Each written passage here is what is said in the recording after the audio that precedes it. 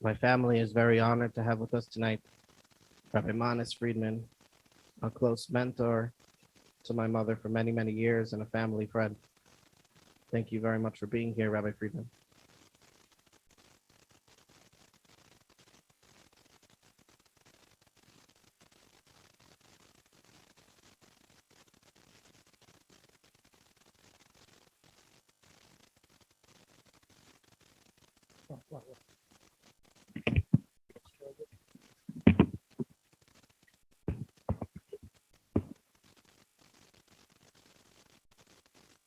A woman came into the Rebbe, obviously years ago, and she told the Rebbe, she was a very Chassidish woman from Russia. She told the Rebbe that it seems to her that the Alter Rebbe innovated something new. He turned otherwise scholarly Jews into Hasidim.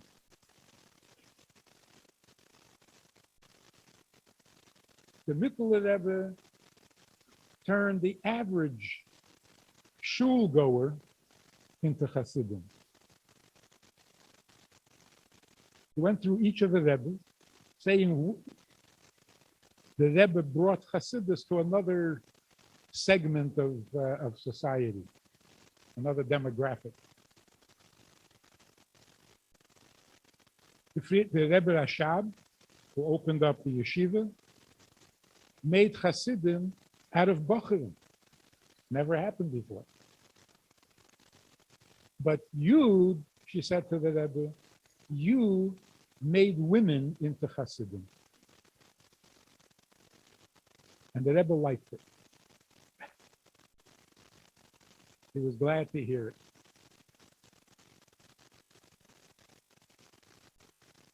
And of course, there's a lot of truth to that.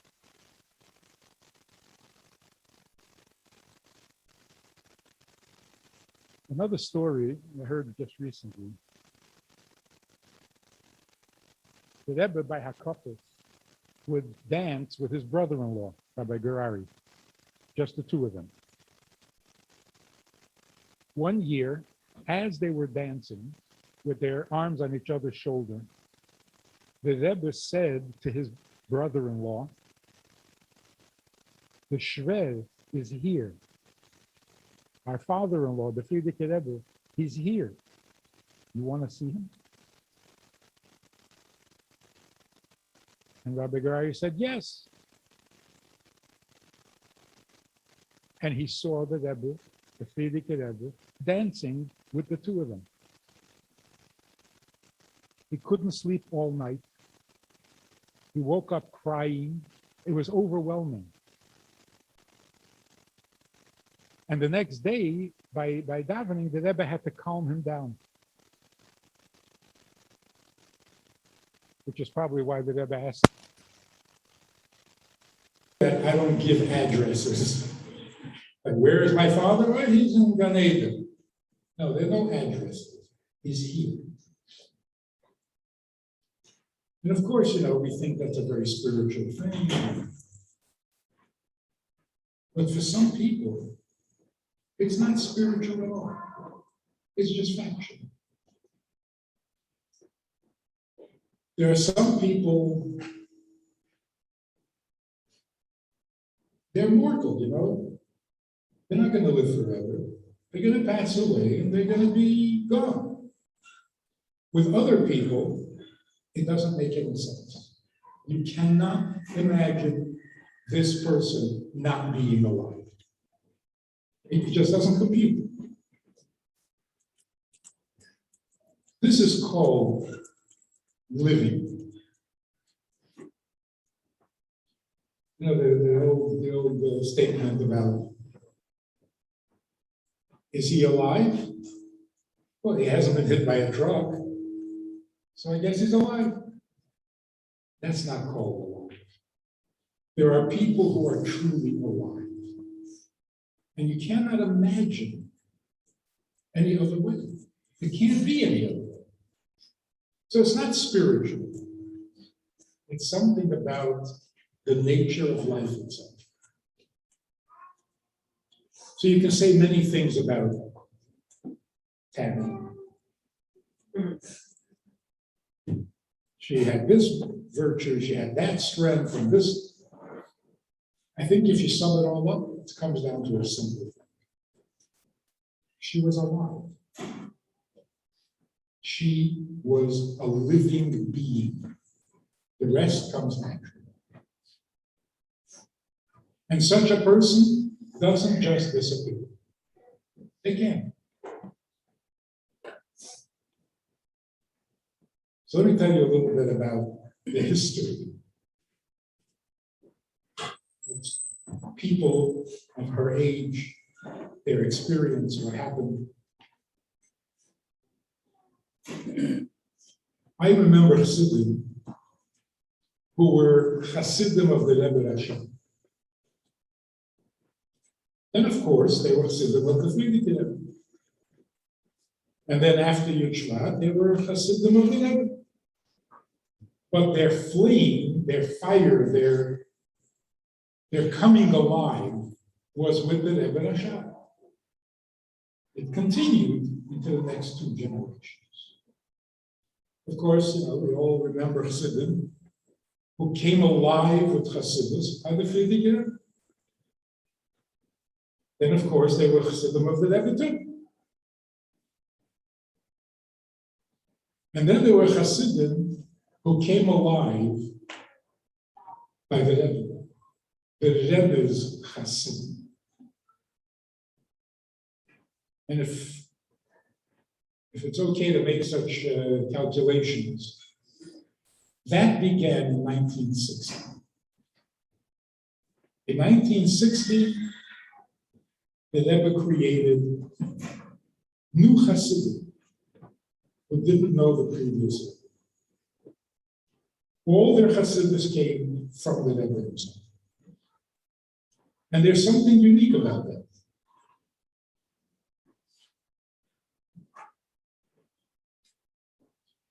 Rabbi Friedman was a chassid of the Faigy Rebbe. That's how he started. Of course, he followed with the Rebbe. But when did the Rebbe's chassidim come into the picture? I think it was 1960. Purim of 1960, the Rebbe said a line. And somehow, from the subject of Purim and the Megillah and Achashverosh, the Rebbe spoke about a pasuk in Shir Hashir, where it says that there's a conversation between the Jewish neshama, the collective Jewish neshamas, and the Eibishter, where the Eibishter is knocking on the door.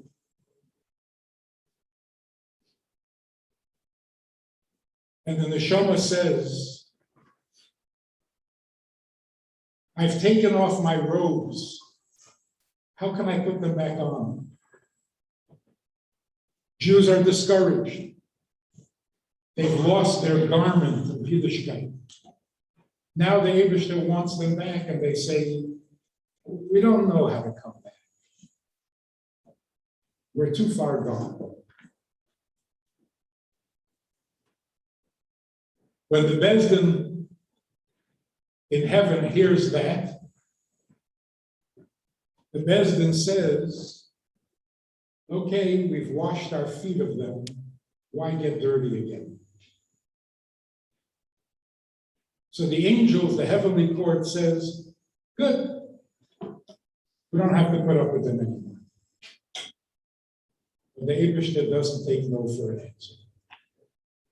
And he breaks through the door. And the Jewish soul is stirred. And then the Rebbe added this description.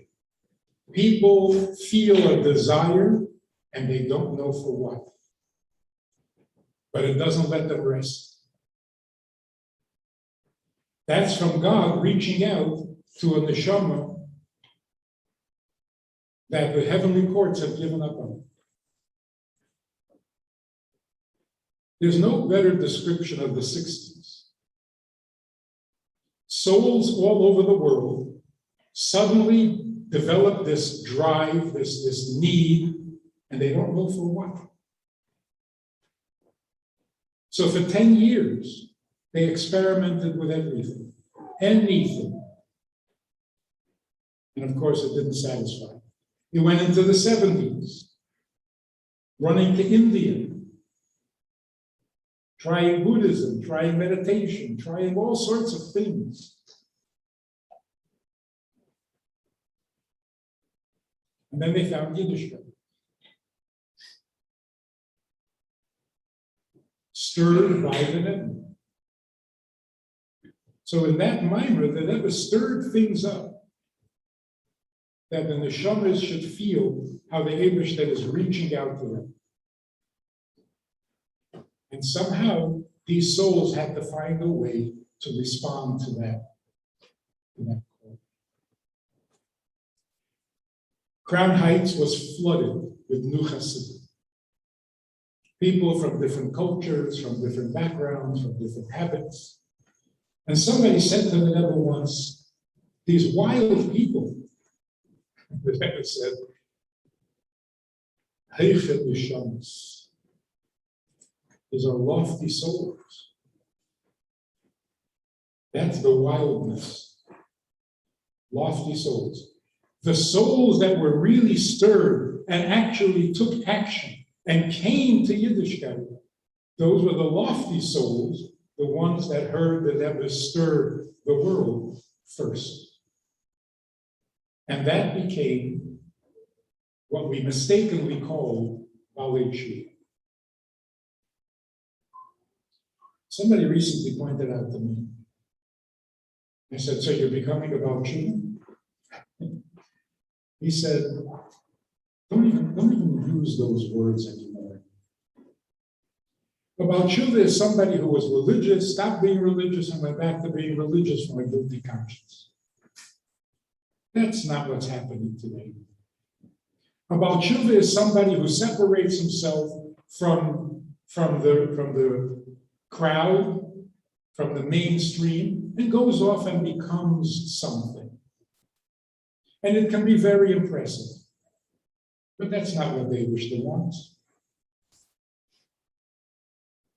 Godliness has to become the norm, not the exception. So instead of saying Baal Tshuva, there's a better word for it. A Jew waking up to their Jewishness. Is that a Baal Tshuva? It's something greater. It doesn't come from guilt. It doesn't come from fear. It comes from responding to the Eibishter, not taking no for an answer. Beis Chana was right in the center of that storm. Started in 1970. The souls that had been searching for 10 years in the 60s were now ready to give up everything else and try their own Yiddishkeit. The people who came to Beis Chana in 1970, 71, very intense souls. The most radical students on the campuses who tried to stop the war in Vietnam, burned down university buildings, and ended up frustrated because it didn't work. So when we sent out a little flyer to 6 campuses in the Midwest, saying, come learn the purpose of life, 18 women showed up, daring us. You know the purpose of life? Nobody knows the purpose of life. You better have something to say. And they found the purpose of life.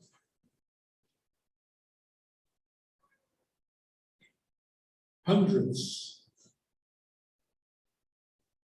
We had not only double beds, we had triple beds against all fire regulations and violating every rule. but they came from all over the world, from Israel. Most of them were returning from Japan, Tibet,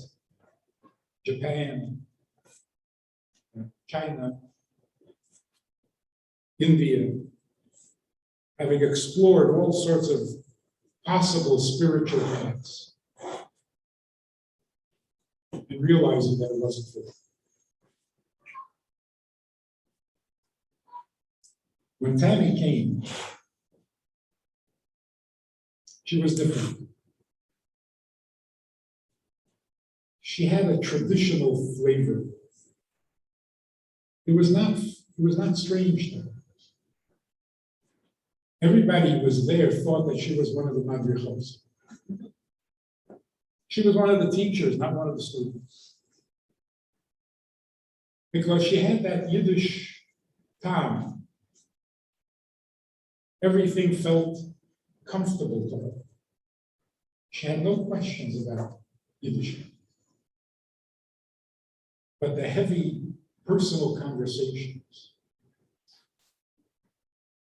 She knew she was home, but she didn't know, how do you adjust? How do you just walk away from all the stuff?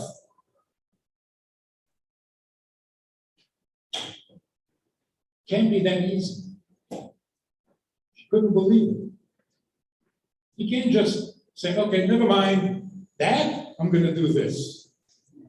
There's gonna be some kind of a process. You gotta be steps. You can't just jump right in like that. So we had heavy talks. Kinds of fabrendings that fools sit in after a lot of mashke. We didn't take it much. But it sounded like that kind of fabrending. Completely honest, completely real, dealing with every issue, every question, every memory.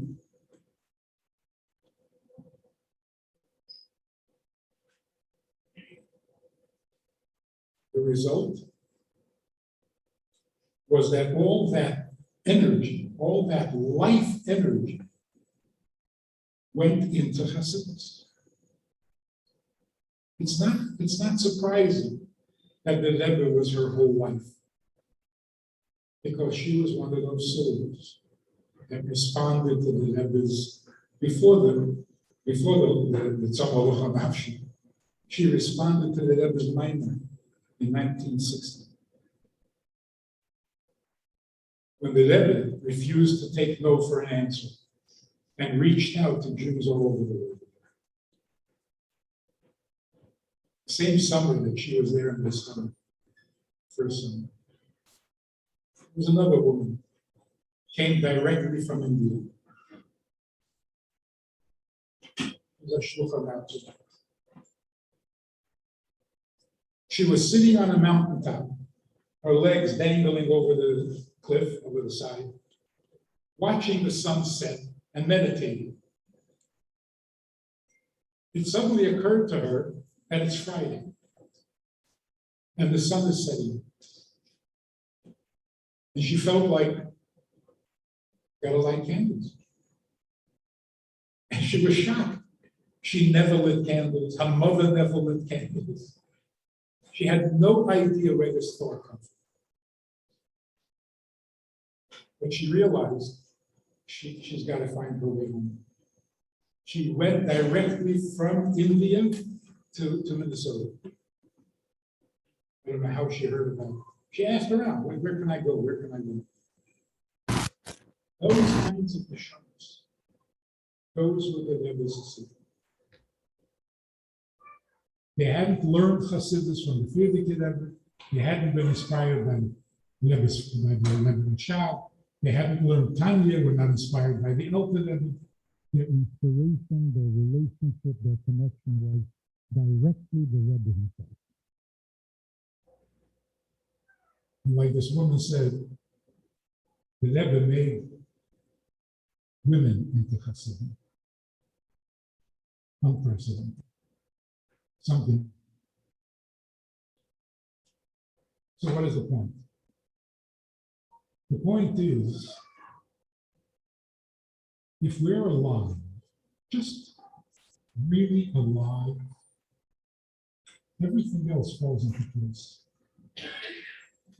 You don't need to be convinced, and you don't need to be inspired, and you don't need to be pushed or threatened or bribed with rewards. If you're fully alive and you're a Jew, then your Jewishness is fully alive. And when you're fully alive Jewishly, you become contagious in a positive way. It was said, wherever you go, you see Coca-Cola and Chabad. They've been saying that for a long time. There's a difference. You know that Coca-Cola is very successful because they have a secret ingredient that nobody will ever know. They keep a secret to their success. Chabad is the exact opposite. The success of Chabad is there are no secrets. There is no information, there's no knowledge, there's no wisdom that is reserved for some people and not available to everyone. When you're alive, you're contagious. No secrets. You share everything. And that draws people in. It inspires. It removes all questions and all doubts. So I heard from this radio personality, Jewish guy in Canada. That Faigy that Faigy saw and was inspired by, this guy saw it too. So I was being interviewed for my book, but he got off onto the subject of the devil. And he says, by sheer luck, he happened to be playing with his satellite dish. It wasn't even cable television, it was high tech. He was playing with his dish, and all of a sudden he sees the devil. He says, I just sat there and cried. I said, why were you crying? It was a happy Faigy. What's with the crying? He says, it moved me so deeply. Here was a Jew who was so comfortable being Jewish. In front of the cameras, exposed to the whole world, and he was so comfortable being Jewish, it made me cry.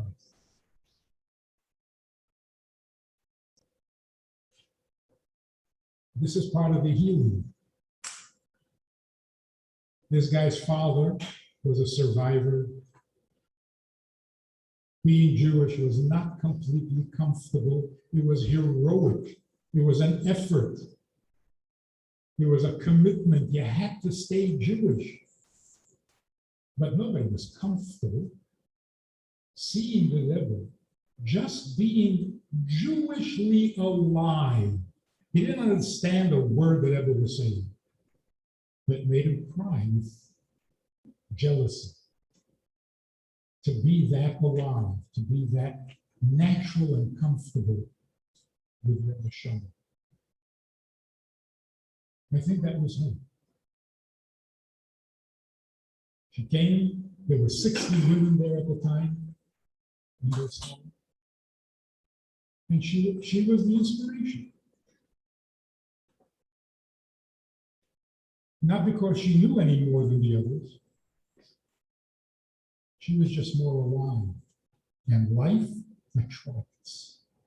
Life attracts life.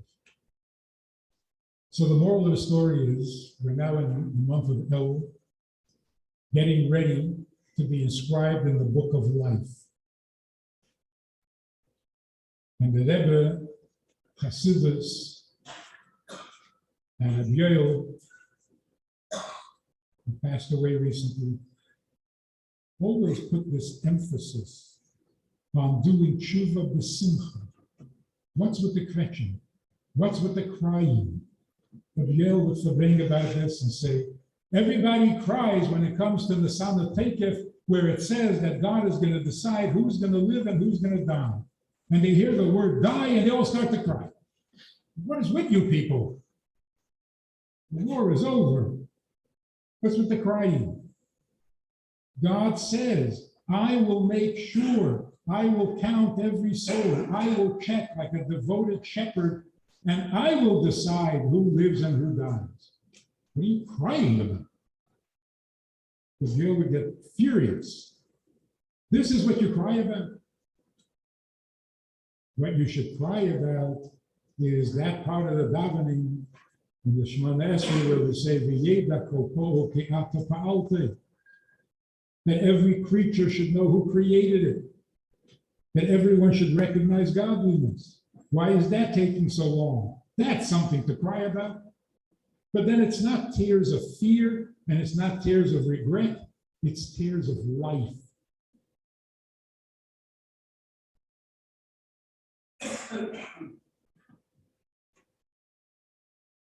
It's like Rochel. Kever Rochel, everybody cries. She makes you cry, but not tears of sadness, tears of life. When life is intense, you cry.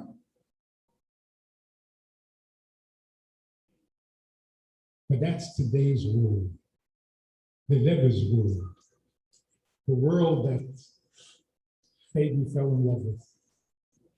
It was the world of life, and she knew life. It was her thing, and she took to it like a fish to water. So let's come alive. There's no crying for Rosh Hashanah. There's no regrets. There's only the enthusiasm for the life that is coming, a life according to Moshiach, a life of pure godliness where every Jew is comfortable in his Jewish skin. Like when you come home and you finally feel at home. That's what we have to share with the world. Particularly young people who are so confused. Let's have a session of Bassman with teenagers, 3 weeks. It's amazing how they survive it all. The family is not a family. The mother's not a mother. The father's not a father. School doesn't teach them anything. All they get is this propaganda and this political agenda. 2 girls walked out. They're 15. They walked out of class because I said he about God. Sexist. They had to walk out. I said, wait, instead of walking out, why don't you just disagree? There's no disagreeing. There's only falling apart. You don't have an opinion. You just get hurt.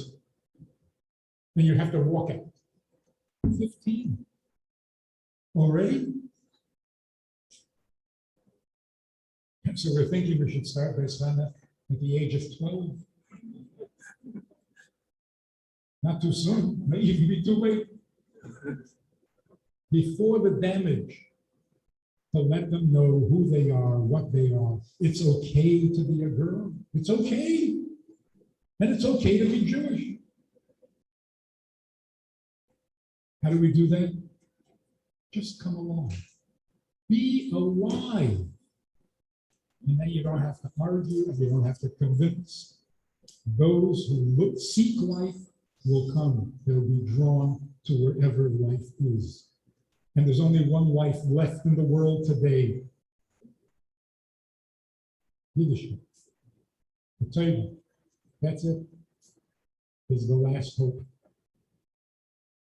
So let's celebrate the month of Elul with simcha, with optimism, with gratitude for being God's voice to the world. At least we're not as confused as everybody else. We still know some things for sure. And that's what's going to keep us afloat. So if you are going to cry, I thought big boys don't cry. But okay, if you're going to cry, Cry the way your mother wants you to cry. Out of the uncontainable joy of being alive.